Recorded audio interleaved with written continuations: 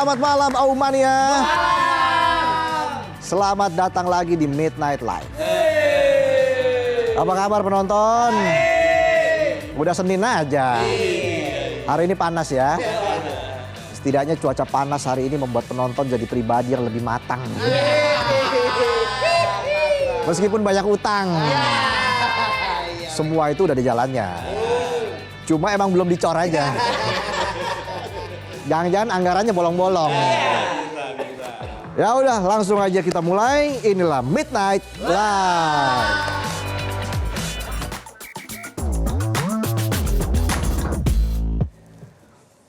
Berita malam ini lagi-lagi kita akan bahas soal online scam atau penipuan online. Kasus yang kayaknya nggak habis-habis kayak cicilan penonton. Tiap bulan ada aja tagihannya. Mana makin lama makin bengkak lagi. Itu cicilan di setengah tahun apa gimana tuh? Bengkak-bengkak. Biasanya kalau bahas online scam kan kita bahas soal kerugiannya. Soal korbannya yang uangnya tiba-tiba ludes. Tapi malam ini ceritanya agak berbeda. Kali ini kita akan bahas soal orang-orang di balik layar yang posisinya bikin kita serba salah. Mereka itu pelaku atau justru korban? Yang terbaru sebanyak 2.277 WNI yang diduga terlibat dalam sindikat online scam di Kamboja mendatangi KBRI Phnom Penh untuk meminta bantuan kepulangan ke tanah air. Mereka meminta pulang setelah aparat Kamboja melakukan operasi razia besar-besaran di Sihanoukville, kota yang dikenal sebagai salah satu pusat operasi judi online dan jaringan penipuan daring antar negara. Karena kalau antar kita, you are my darling. Masih belum diketahui apakah para WNI ini minta dipulangkan karena memang merupakan korban TPPO atau karena takut ditangkap oleh aparat Kamboja karena terlibat dalam online scam. Mungkin bisa juga homesick. Ya, bisa. Bahasa Indonesianya homesick. Home rumah, sick sakit. Rumah sakit. Rumah sakit. Homesick rumah sakit. Bahasa Inggrisnya hospital. Kok bisa beda ya? Jangan-jangan no. Jangan melakukan hal yang tidak-tidak. Don't do no. Paham? That simple. That bahasa Indonesianya itu. Simple, sederhana. Artinya? Itu sederhana. Salah. Artinya restoran Padang.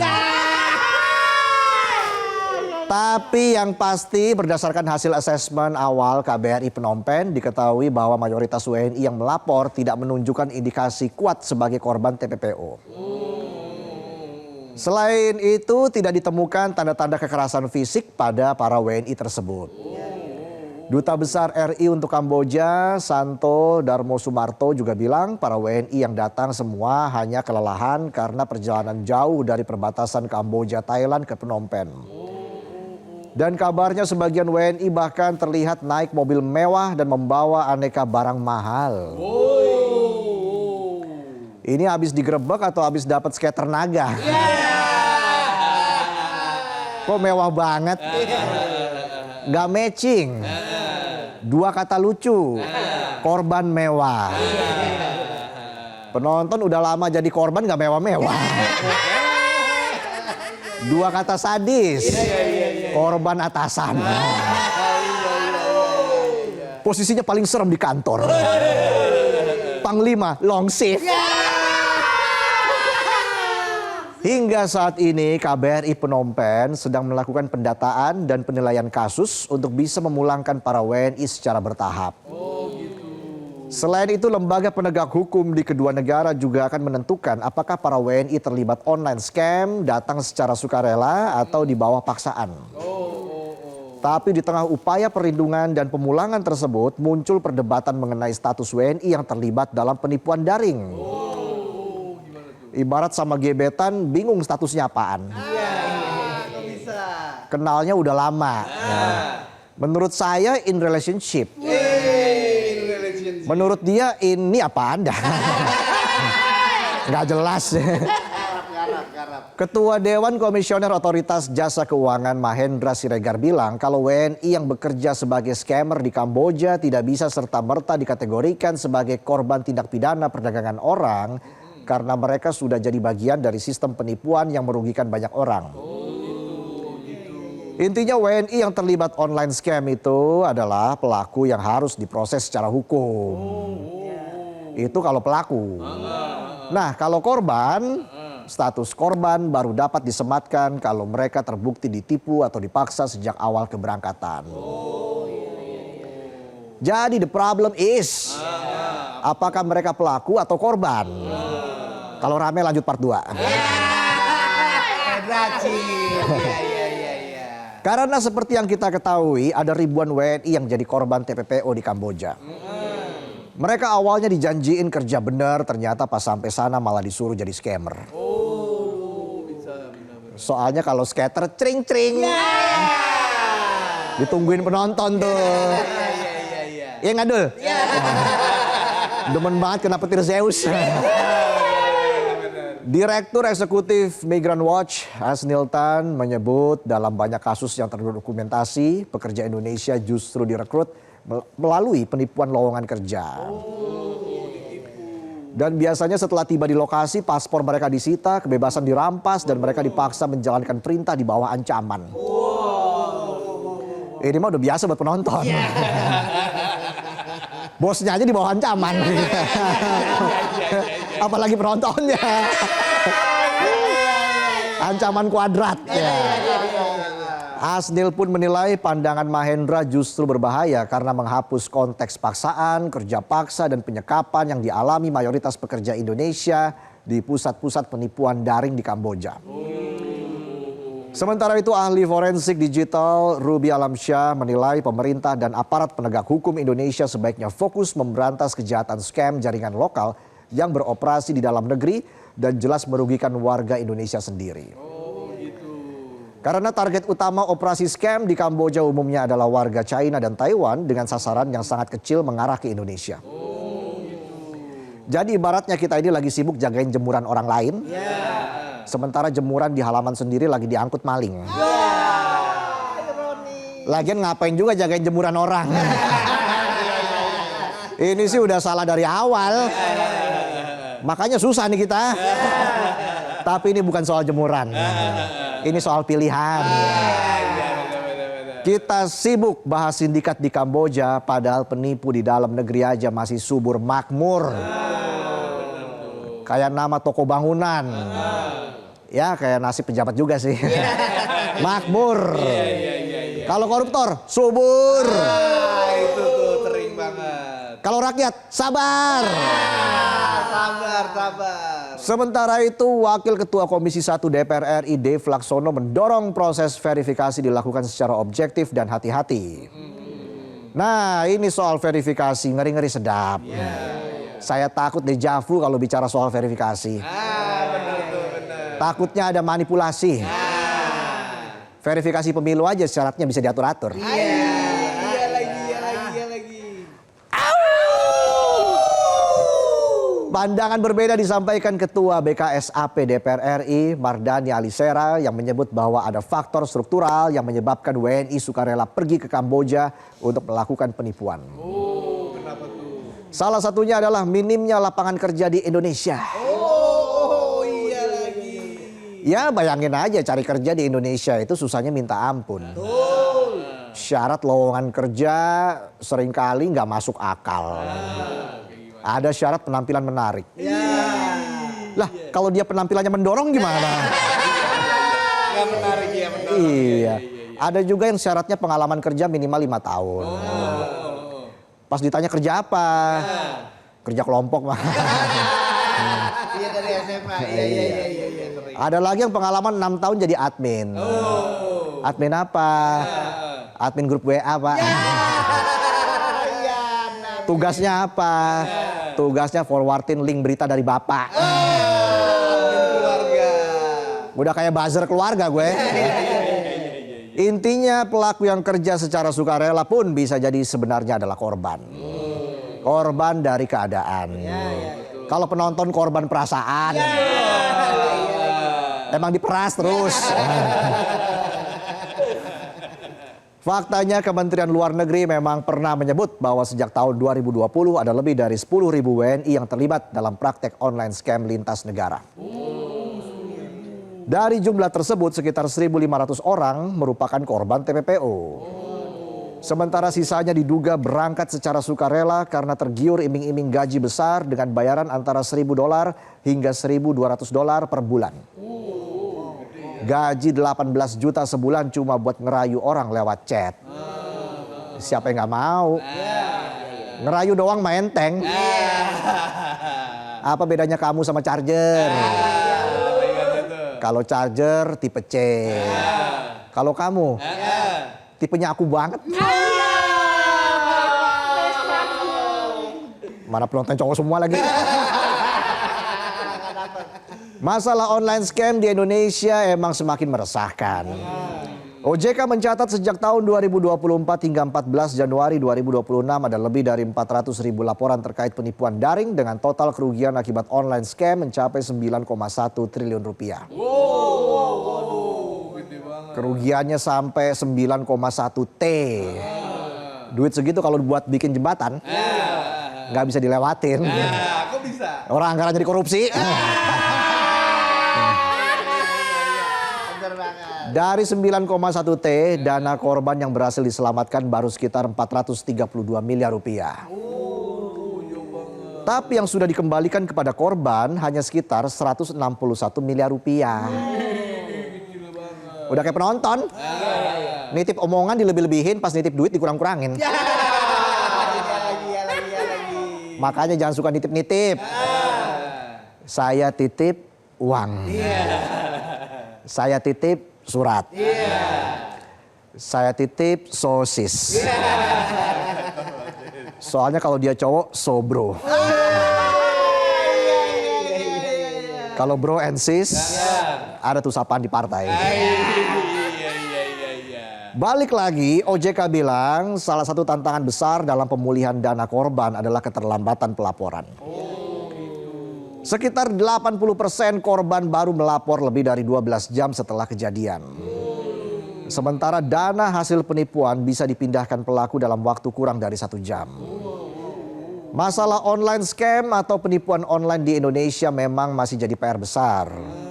Ada beberapa faktor yang bikin kejahatan ini tumbuh subur dan susah diberantas. Pertama, rendahnya literasi keuangan masyarakat. Ya kayak penonton lah ya.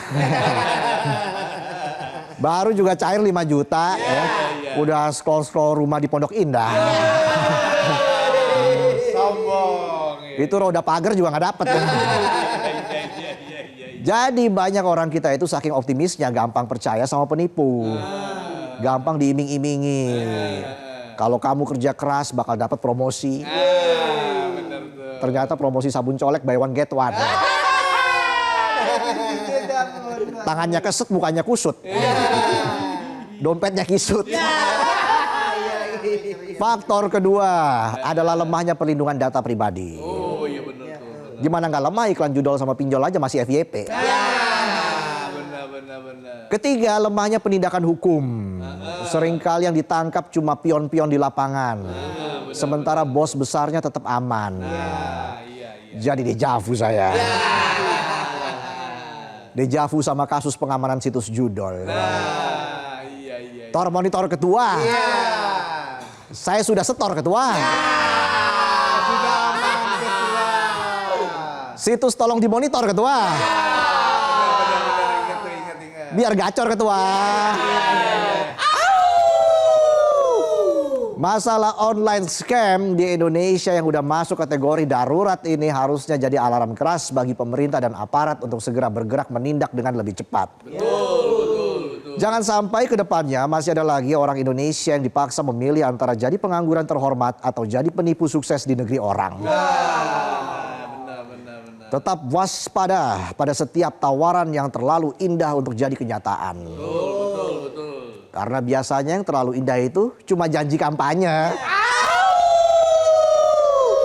Itulah tadi sajian pembuka kami di Midnight Live.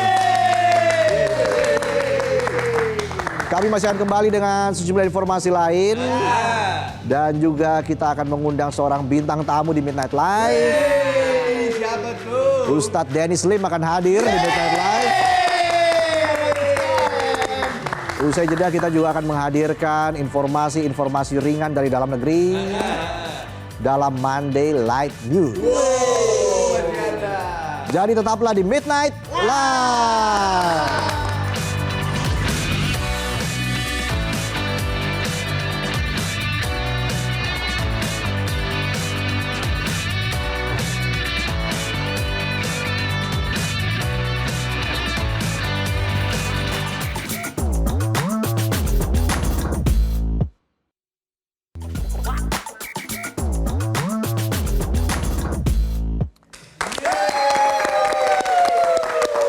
Kembali lagi di Midnight Live.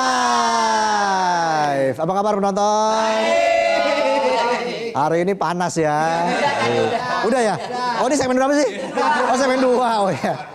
Udah mau opening lagi saya. Iya. Segmen 1. Kalau segmen 2 hari Senin biasanya ada Monday Light News. Ini dia informasinya.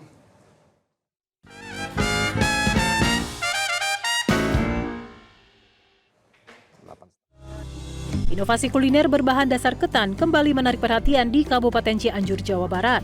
Ketan ijo susu yang biasanya dikenal sebagai jajanan tradisional, kini dimodifikasi dengan tampilan kekinian dan aneka topping modern, mulai dari buah segar seperti mangga, durian, dan stroberi, hingga saus coklat, keju, tiramisu, dan es krim.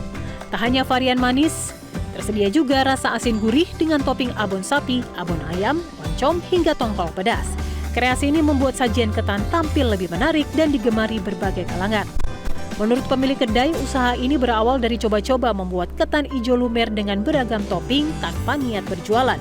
Namun, respon positif membuatnya berkembang menjadi bisnis kuliner yang juga dipasarkan secara online. Dalam sehari, ratusan porsi bisa terjual dengan omset mencapai 2 hingga 5 juta rupiah.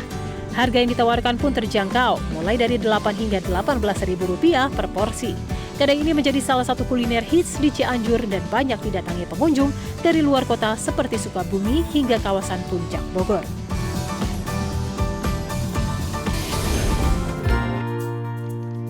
Pemerintah Kota Semarang merevitalisasi bangunan cagar budaya di Kampung Batik Rejomulyo sebagai bentuk komitmen menjaga keberlanjutan kawasan tersebut sebagai sentra batik ramah lingkungan sekaligus penguat identitas batik Semarang. Wali Kota Semarang Agustina Wilujeng Pramestuti meninjau langsung kawasan ini dan mengapresiasi pengelolaan produksi batik yang telah dilengkapi instalasi pengolahan air limbah atau IPAL sehingga para perajin dapat menggunakan pewarna alami tanpa mencemari lingkungan. Langkah ini dinilai menunjukkan keseriusan dalam menjaga kelestarian lingkungan tanpa meninggalkan nilai budaya khas batik Semarang. Revitalisasi yang dilakukan juga menghadirkan kawasan yang lebih tertata, ruang pamer yang bersih, serta lingkungan yang lebih representatif bagi pengrajin dan pengunjung, bertepatan dengan 20 tahun pengembangan Kampung Batik Rejomulyo sejak 2006. Selain produksi, upaya pelestarian sejarah batik turut diperkuat melalui gagasan menghadirkan museum batik yang menampilkan replika batik Semarang dari era 1800 hingga 1900-an sebagai destinasi wisata edukasi. Pemerintah daerah juga berperan mendorong promosi dan menciptakan kenyamanan kawasan agar wisatawan datang dan berbelanja, sehingga revitalisasi ini menjadi wujud kolaborasi pelestarian budaya sekaligus penguatan ekonomi lokal melalui pariwisata berkelanjutan. Seorang penyuluh agama di Kabupaten Poliwali Mandar, Sulawesi Barat, menginisiasi rumah makan gratis untuk membantu tukang bentor dan warga kurang mampu memenuhi kebutuhan makan siang. Rumah makan yang berlokasi di Jalan Padi Unggul 2, Kecamatan Wonomulyo ini buka setiap Kamis pukul 11 siang hingga 1 siang dan menyediakan lebih dari 200 porsi makanan.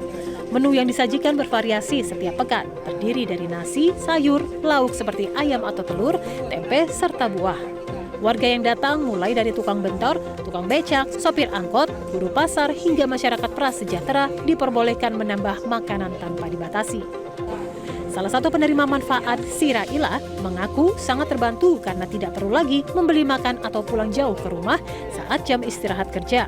Pendiri rumah makan gratis, Abdul Razak Ismail, menyebut kegiatan ini sudah berjalan sejak 2018 dengan sumber dana dari donatur serta sebagian gajinya sebagai penyuluh agama di KUA Mapili. Ia tergerak membuka rumah makan ini karena prihatin melihat banyak pekerja pasar tidak sempat makan siang dengan layak. Program ini diharapkan terus berlanjut agar dapat membantu lebih banyak warga yang membutuhkan. SPPG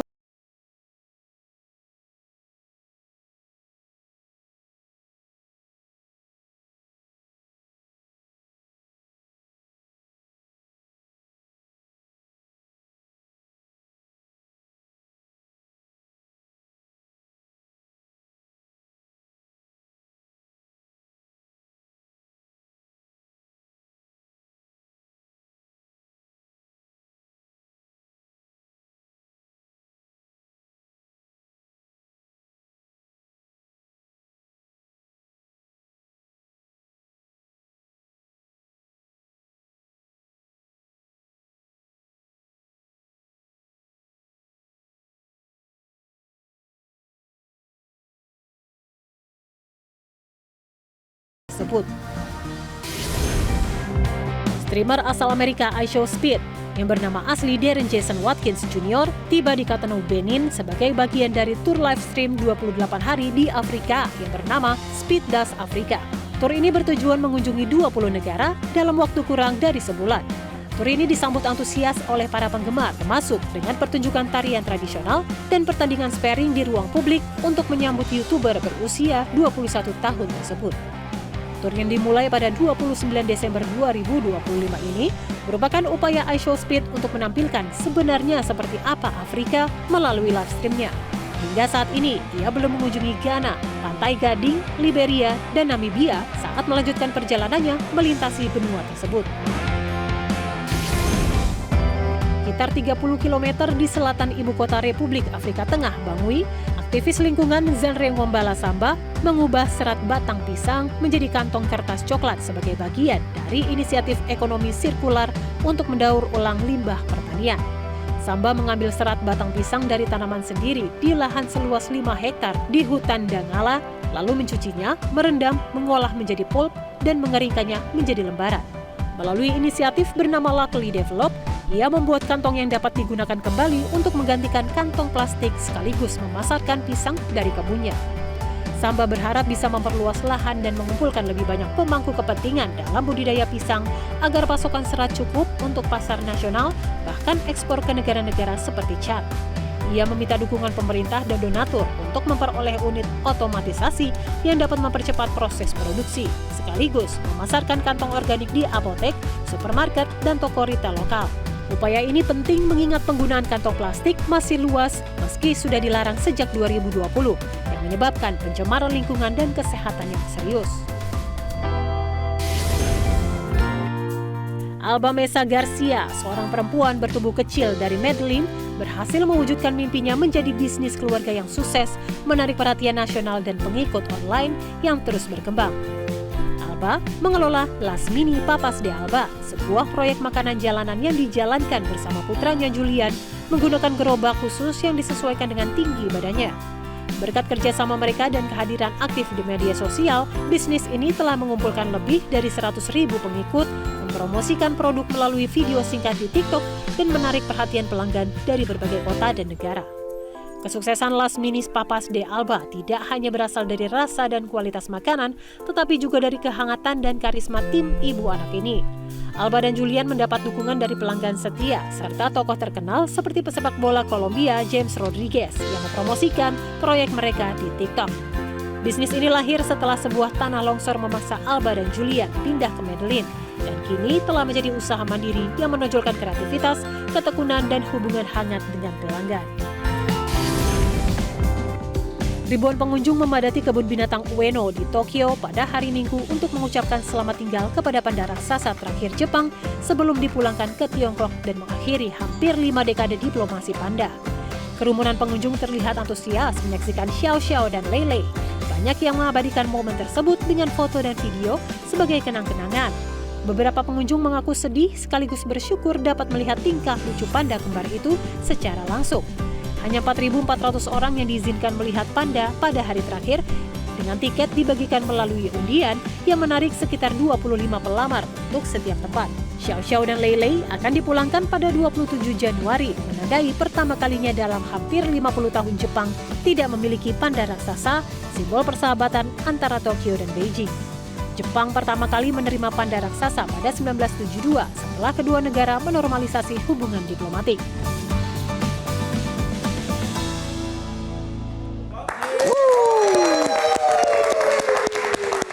Itulah informasi dari Monday Light News. Berita yang ringan-ringan aja. Berita soal panda. Kemarin juga ada berita soal jambu monyet. Iya, ada tuh ya. Hah? Buah jambu monyet, iya. Nah, tapi usai jeda, wah ini narasumbernya luar biasa nih bintang tamunya ya. Ustadz Dennis Lim akan hadir di Midnight Live. Jadi jangan kemana-mana, tetaplah di Midnight Live.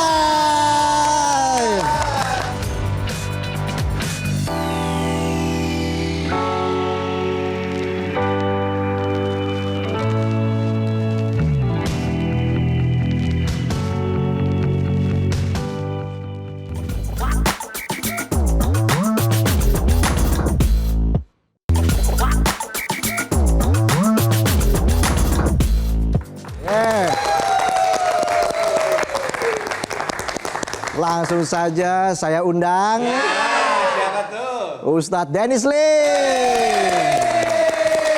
Assalamualaikum warahmatullahi wabarakatuh. Assalamualaikum. Ngundang aja lucu. Iya. Ya ini yang bikin lucu ini sebenarnya Ustadz. Iya. Ini nakal banget Ustadz. Tawadu banget nih. Ini nakal banget nih penonton. Waduh luar biasa. Kayaknya Ustadz lebih cocok duduk di sini. Aduh. Kita kasih tepuk tangan untuk Ustadz Dennis Lim. Silakan. Ko Dennis, apa kabar? Alhamdulillah masih diizinkan sehat. Amin. Pak Reza sehat. Sehat saya. Ya beginilah kehidupan kita sehari-hari. Ustadz, ya. Insya Allah. Bertemu dengan penonton-penonton yang selalu bikin kita happy. Iya. Jadi Ustadz nih seharian tadi sibuk banget kayaknya. Ya gitu aja ngisi waktu luang sebelum akhirnya pulang. Bisa aja saya. Ya, iya.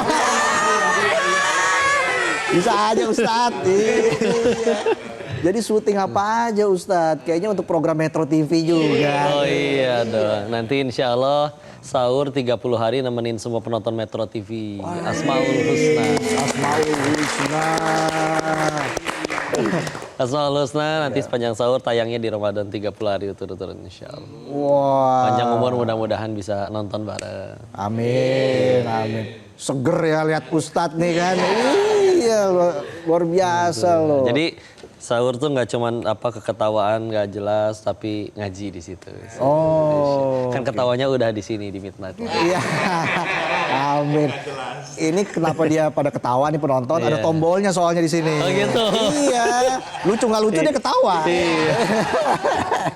Ustadz gimana bekal seperti apa yang harus kita siapkan menuju bulan suci Ramadan? Mungkin ini buat penonton juga penting. Ya sebelum masuk Ramadan kita mesti ingat satu hal dulu ya.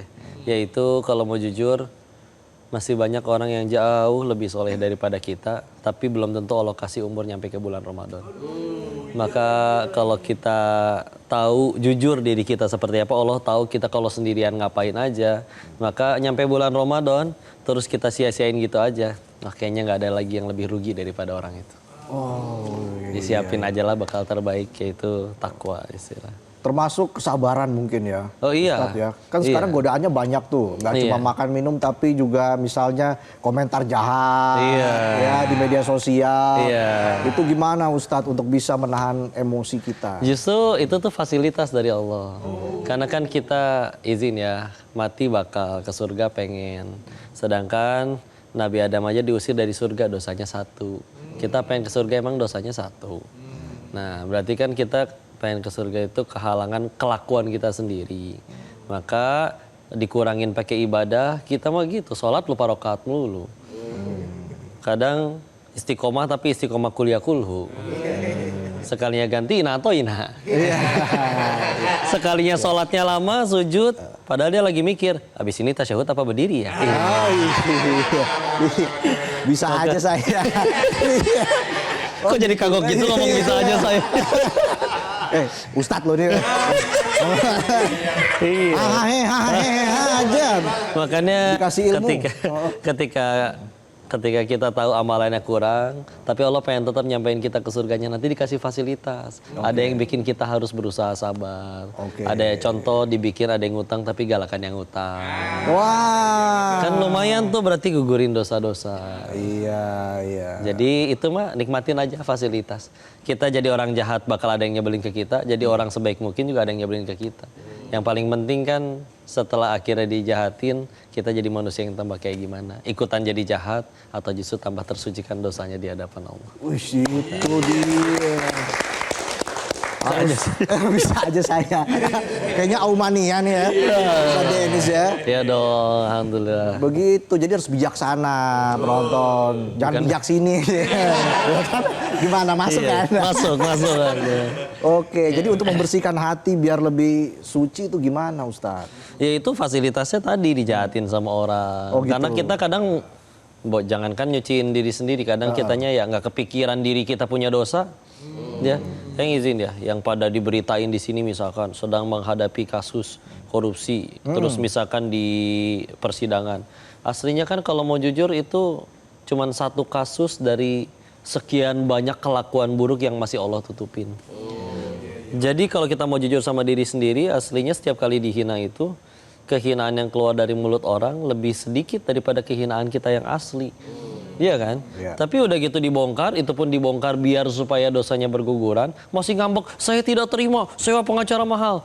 Jangan salah fokus. Anggaplah berhasil nyewa pengacara mahal, namanya kembali bagus, tapi nggak tobat-tobat di hadapan Allah, masih cilaka nanti mau kabur kemana. Iya. Anggaplah netizen masih menghujat, tapi malamnya kita udah tobatan nasuha, sujud, ampun, tobat. Allah ampuni. Siapa lagi yang bisa mencelakai kalau Allah udah ampuni? Iya. Kita mas Fox yang dipikirin, aduh followersku berkurang, aduh endorsement menghilang. Salah fokus mah nanti stres. Oke, gitu ya. Banyak distraksi sekarang ya. Iya. Jadi tujuan hidup kita begitu ya untuk mencari rezeki atau mencari hikmah begitu ya. Kadang kan banyak tantangannya tuh. Iya, jadi, pasti. Ya namanya Hidup juga hidup namanya kan juga. ya. Iya. Begitu. Kalau nggak pengen ada tantangan ya nanti ada waktunya. Kita soalnya di sini bukan tempat tinggal tapi tempat meninggal. Iya. Salahnya bukan nggak boleh bahagia sih di dunia. Tapi kalau kita mewajibkan, pokoknya saya di dunia harus bahagia.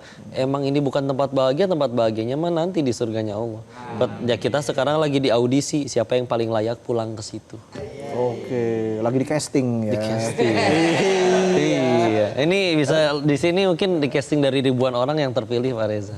Wah, padahal memang ada pilihan lain ya. Dia aja nih. Tawadu sekali. Masya Allah, tawadu sekali. Jadi kita bisa lebih menikmati bulan suci Ramadan dengan keikhlasan begitu ya. Apalagi? Kan lebih enak kalau Ramadan itu lebih mudah beramal. Iya. Dan lebih mudah bangun malam juga. Karena kan harus sahur. Ini mumpung nitip ya bacain hadis boleh nggak? Iya silakan. Boleh ya? Silakan Ustadz, ya. Boleh kan? Boleh dong, boleh. Jadi nanti kalau pas kita sahur, ini hadisnya sahih dari Nabi, di Bukhari, di Muslim, dan banyak riwayatnya. Kata Nabi, Rasulullah SAW bersabda yang maknanya, barang siapa terjaga di malam hari, kebangun nih, misalkan pengen pipis ke, atau digigit nyamuk ke, apapun itu, terus dia berdoa, membaca, La ilaha illallah wahdahu la syarikalah, lahul mulku wa lahul hamdu, wa huwa ala kulli syai'in qadir, ditambah, Alhamdulillah wa subhanallah, wa la ilaha illallah wallahu akbar, wala haula wala quwata illa billah. Ditutup dengan Allahumma gfirli. Emang kenapa kalau baca doa itu harus dia berdoa, kata Nabi, maka dikabulkan. Dan kalau dia ambil wudhu terus sholat, maka Allah terima sholat. Ini penting nih, karena kita ke manusia ya. Kita ngelakuin 1000 kebaikan bisa hilang gara-gara satu kelakuan buruk kita. Ya, dilupain sama orang. Tapi kalau ke Allah kita datang bawa 1000 kesalahan, ada satu aja amalan yang Allah terima, Allah punya kuasa ngampunin 1000 dosa lainnya. Nah masalahnya, Kita sekalinya sholat, yakin gak ini keterima? Udah pikiran kemana-mana, sholatnya juga gara-gara ada calon mertua. Ya kan masalah kan? Belum tentu keterima. Iya, nyari kunci gak ketemu, giliran sholat ingat kita. Iya kan? Maka kita butuh yang diterima. Nah, karena sulit untuk diterima, kita susah jaga niat.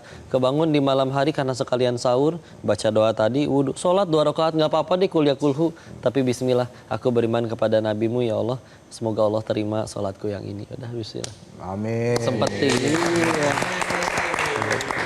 Nah, bicara soal pertobatan ini juga sangat menarik, Ko Denis. Bagaimana ketika orang yang dulunya memang ya merasa banyak dosa dan dia menjadi canggung ketika harus apakah tobat saya ini atau kesalahan saya ini bisa diampuni. Nah, itu kan pasti ada pikiran-pikiran seperti itu ya. Betul. Ada pikiran kayak aduh dosa saya yang dulu terlalu besar. Bagaimana Kepala saya harus basah bertobat? nih, nyemplung aja sekalian. Nah, itu bagaimana mengatasi pikiran-pikiran seperti itu? Kalau ada yang pikiran kayak gitu, itu tuh bukan perasaan yang bagus. Karena itu sebetulnya was-was syaitan. Setan tuh nggak suka kita tobat. Tapi kalau kita tetap mau tobat juga dia nggak bisa apa-apa. Kata Allah di An-Nisa ayat 76, ya inna kaida syaitani kana do'ifa. Tipu daya setan itu lemah. Kita pengen tobat, dia paling cuma ngiming-ngiming, cia tobat dulu juga begitu. Gitu ya biasa ya. Terus kalau misalnya kita tetap pengen tobat, ya saya pengen tetap tobat. Emang gimana?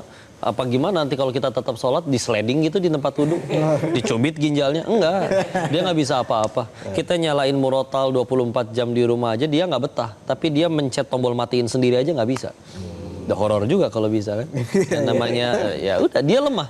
Kapan jadi kuat kalau kita ladenin? Nggak usah didengerin.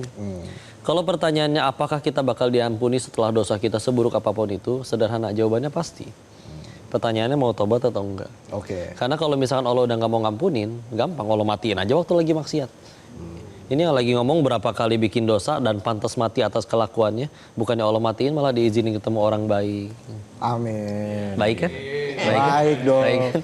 Iya. Allah firman kayak gini, Quran surat 35 Fatir ayat terakhir ayat 45. Walau yu'akhidullahu an-nas bima kasabu ma taraka 'ala dhahriha min dabbah. Kalau sekiranya manusia berbuat dosa, ganjarannya saat itu juga tidak tersisa makhluk bergerak yang bernyawa di muka bumi. Berarti saya, Mas Reza, semua yang nonton termasuk pantas mati semuanya. Pertanyaannya, kenapa masih pada hidup kayak begini? Apa nggak punya dosa semua ya? Nggak mungkin ya. Berarti Allah jawab sendiri di terusan ayatnya, walakin yuakhiruhum ila ajalin musamma. Akan tetapi Allah akhirkan sampai waktu yang ditentukan. Jadi kita tuh lagi ditungguin taubat. Pertanyaannya, jadi kalau misalnya kita pantas gak diampuni? Kalau Allah udah nggak mau ngampunin, udah mati kita asli. Iya. Begitu juga kalau kita ngelihat orang nih, kok saya mergokin dia maksiat, nih bahkan saya rekam, dia nerakanya belah mana ya kok? Tinggal jawab aja, orang yang kamu lihat maksiat masih hidup nggak? Masih sih. Ya udah sederhana, yang punya langit dan bumi aja masih kasih dia kesempatan. Siapa kita nentuin nerakanya orang? Jadi udahlah. Oke. Baik-baik aja hati. Itu baik-baik aja, hati harus bersih gitu. Jangan banyak toksik gitu hati itu ya. Sama juga soal hubungan toksik nih. Waduh, Ustadz. iya. Iya kan. Ya karena kita mau masuk ke bulan suci Ramadan. Ya mungkin toksik itu tidak hanya di pertemanan tapi di keluarga juga bisa jadi ada begitu ya. Itu bagaimana menghapuskan toksik dari hati kita itu, Ustadz. Iya, cepat atau lambat antara toksiknya yang wafat duluan atau kitanya duluan. Iya sih. Tinggal yang paling beruntung kan adalah yang menjadikan setiap kejadian jadi tambah dekat sama Allah. Yaitu dia tadi, kalau mau jujur bisa jadi dia yang dibikin taat, kita yang dibikin ngaco. Jadi daripada sibuk mikirin kenapa dia begitu, mendingan mikirin, ya Allah aku jadi manusia yang kayak gimana. Udah gitu aja, lebih penting. Dia jahat, berarti dia yang rugi. Kan dia yang jahat, masa dia yang jahat kita yang dihukum? Iya kan? Iya. Tapi kan kita udah tolong dia malah jahat, nggak ngambek. Ya kan kita nolong dia bukan supaya dia suka, biar Allah suka weh. Iya. Tapi kelakuannya nyebelin. Alhamdulillah meninggal nggak ditanya kelakuan dia. Ditanya kelakuan masing-masing. Ya nggak? Tapi kan kamu dikhianati. Kita mah bakal mati, cita-cita pengen ke surga tadi. Tapi kita amalan bekal kurang. Dijahatin sama dia, ya berkurang dosanya. Harusnya kita traktir dia seblak. Makasih udah gugurin dosa saya. Paling dia heran. Iya. Kamu kok abis saya fitnah nolongin saya, baikin saya. Ini bukan sayanya yang baik, ini Allah dan Islamnya. Oh gitu. Kalau gitu ajarin saya ngaji dong, jadi hidayah. Midnight Live Syariah malam ini. Nah itu dia ya. Adem gitu dengarnya ya. sejuk-sejuk semeriwing. Begitu. Gimana kalau kita nonton Asmaul Husna nanti kan? Iya Aduh, dong. pasti makin Biasa. semangat kita. Wadaw. Wadaw, Gen Z banget loh ini. Udah tua saya. Wah, masa sih? Saya lahir 91. 91? Iya, Oh, Om Reza. saya 86. Oh ya, berarti lebih banyak pahalanya. Iya. Kalau ada yang usianya di bawah saya berarti lebih sedikit dosanya. Oke, ya saya tetap Gen Z, generasi zadul. Iya, bisa. Gitu. Tapi apa sih yang menjadi titik balik seorang Ustadz Denis begitu Iya. hingga akhirnya berada pada titik saat ini?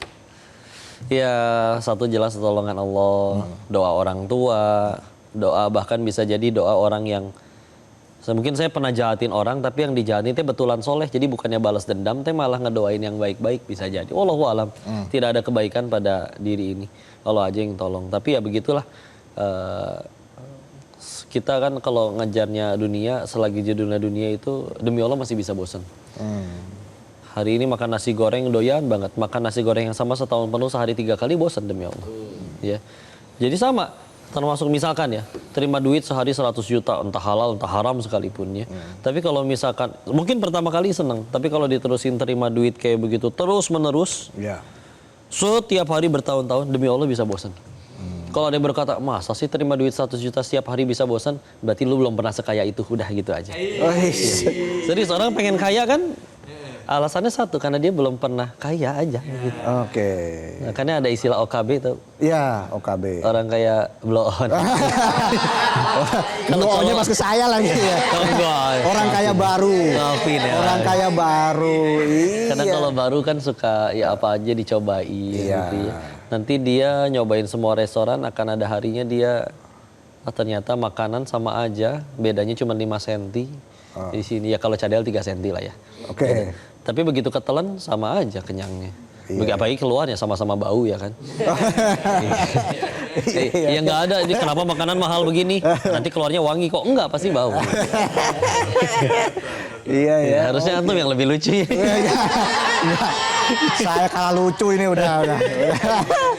Oke. Tapi gitu serius sih Sausa. Ya. Dan kalau ketika udah jenuh dan atas izin Allah dia perlihatkan yang lebih banyak uangnya, tentu dengan ya di sana ya bandar judi yang lain. Iya. Sama dia nggak lebih bahagia, tetap ada ujian yang lebih aneh gitu. Dia beliin pasangannya mobil baru, tapi ternyata ya dia bawa berondong, berselingkuh di mobil itu. Anak-anaknya ada yang, mohon maaf ya, LGBT, kecanduan narkoba. Dan kadang yang mereka pengen sesederhana, ngelihat ada seorang ibu lagi disuapin jeruk sama anaknya, dia bilang, oh anak saya nggak pernah kayak gitu tuh. Kan anaknya kuliah di London, di Jerman, nggak minta duit, saya nelpon di reject, anak kurang ajar. Jadi kadang yang mereka pengen tuh sesuatu yang justru, wah itu mah yang sederhana di desa-desa bisa jadi udah ngelakuin kayak gitu. Ya, jadi dunia bisa bosan dan nggak ada yang pengen selamanya hidup seperti itu ya kan. Dan dilihat nggak ada yang berakhir bahagia, nggak ada yang happy ending gitu di bisnis kayak gitu. Oke. Karena mohon maaf ya, nyari ke beberapa kasino yang udah bener-bener puluhan tahun, nyari ini siapa bandar-bandarnya, nggak nemu yang bahagia. Ada yang mohon maaf udah mati kena HIV/AIDS, ada yang masih di penjara, ada yang dikhianatin anak buahnya, ada yang tetap kaya pun tapi dia mohon maaf ya agak gila karena anak-anaknya mati overdosis narkoba semua. Jadi udah tahu pilihannya 2, berhenti sendiri atau Allah paksa berhenti, udah gitu aja. Oke. Masa dipaksa dulu ya kan? Iya. Tapi sama ini waktu pengen berhenti juga takut, saya mesti ngulang dari nol di Indonesia. Oh, ada kan. ketakutan seperti itu ya? Iya, karena dulu ya so pinter lah, karena nggak nemu anak seumuran yang lebih kaya waktu itu. Jadi ngerasa aku cerdas aku. Tapi kok ketika lagi takut sama masalah rezeki, di kantor, di kasino, di tempat judi, di tempat kami berbisnis, lihat YouTube namanya orang bosen, yang muncul malah videonya Agim. Lagi ngomongin janin dalam perut ibu kan belum bisa ngapa-ngapain. Kerja nggak bisa, sholat nggak bisa. Tapi tetap aja ibunya makan apapun diolah masuk melalui plasenta. Pertanyaannya, itu janin yang keluar nyari rezeki atau rezeki yang datengin janin? Rezeki datengin janin. Terus kamu udah gede, bisa kerja, bisa sujud sama Tuhanmu, segitu ragunya sama Allah. Kayak ditampol itu mas. Wah, udah. Tutup YouTube-nya, pesen tiket pulang, nyantren di tempat beliau. Oke. Ya sampai sekarang masih jadi santri, mohon doanya. Amin. Tapi menarik tadi ya, ketika kita berada di titik. Menarik. Ya, saya jadi jeblos ini tangannya. Nah, kalau ditarik jeblos. Nah, ini enggak gini. Iya. Bisa aja saya. Iya. Gitu, Ustadz. Maaf jadi menarik ya. Iya. Enggak ditarik aja udah begini, bertarik lagi. Jadi gini, Ustadz. Iya. Banyak juga kan yang ya namanya juga masih muda pengen flexing Namanya itu. juga namjuk ya. Iya. Pengen flexing. Iya. Ya, apakah itu sebuah hal yang wajar ketika kita bisa berada di titik yang kita impi-impikan dan akhirnya kita flexing dan sebagainya, memamerkan harta dan juga memamerkan apa ya? Ya itulah, Ustadz, seperti itu. Jadi gimana melihat itu, Ustadz? Flexing tuh salah satu ciri OKB tadi aslinya, ya.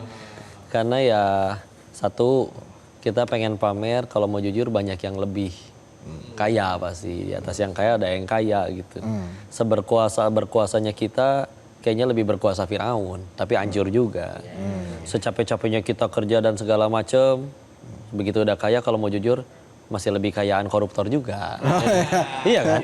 Iya, jadi Nggak halal tapi ya duitnya. Iya, tapi nggak halal dan hancur kan di hadapan Allah kan. Jadi ya udah, kan ini pernah ada cerita gini, ada pedagang kaos kaki ditanya, "Pak, berapaan?" 10.000 deh. Modalnya berapa?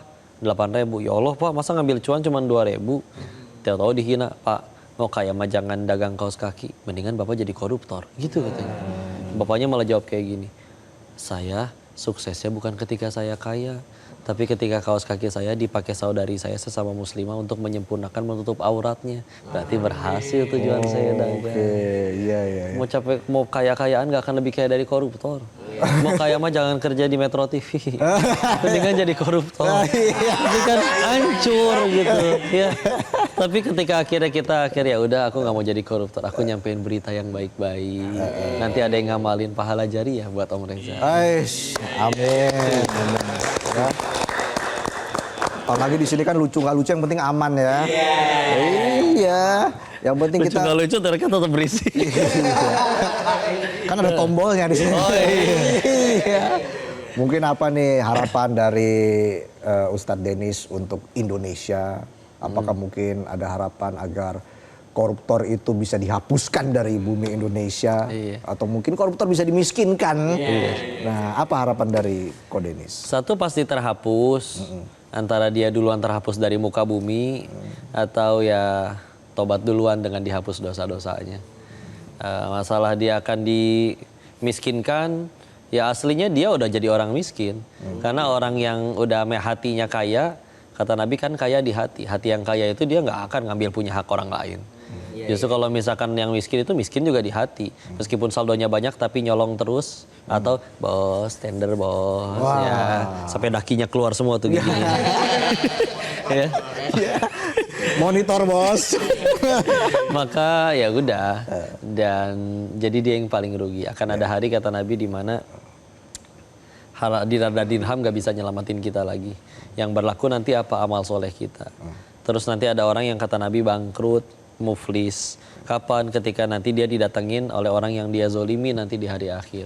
Gak bisa dia bayar pakai duit yang dihasil dulu karena gak mungkin dibawa. Maka bayarnya pakai apa? Pakai amal soleh.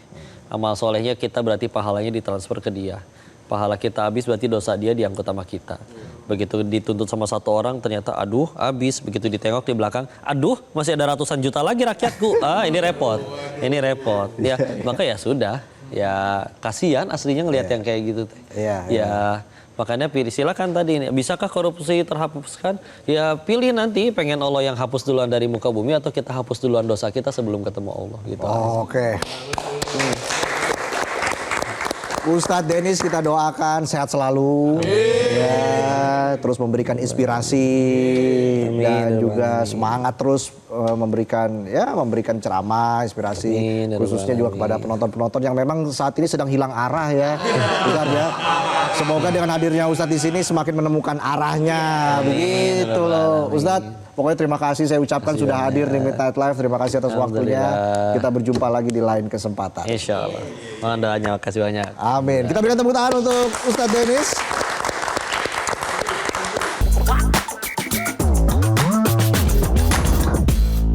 Jelajahi cara baru mendapatkan informasi. Download Metro TV Extend sekarang.